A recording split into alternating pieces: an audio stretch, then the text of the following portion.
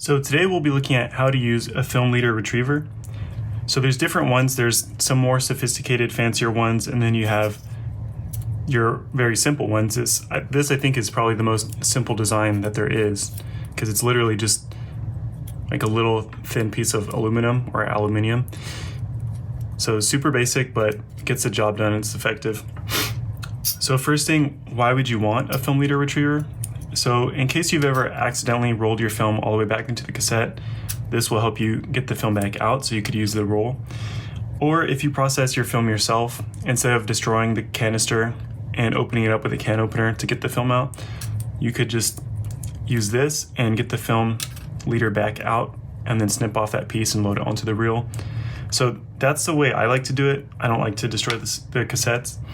Plus, you can reuse the cassette if you keep the canister. You can use it for re-rolling if you do bulk rolling or whatever. So how do you do it? So it has two positions. There's the open position like that, and then closed. So you'll want to close it together and then stick it into the felt opening of the film canister. And you want to get it closest to the left as possible because that's where that film leader is going to be. And this one has a little tab on it so you can use your thumbnail to get it all the way in there. Once it's all the way in, you'll want to pull it out to the open position. And you're going to turn this little hub, this knob right here, counterclockwise, so to your left, until you hear a click. And then you'll hear some softer clicks and then some more loud clicks. You might want to do it a few times till you get a more distinct click, because sometimes when you do it on the softer one and you try to retrieve it, it doesn't really work. So listen for the click.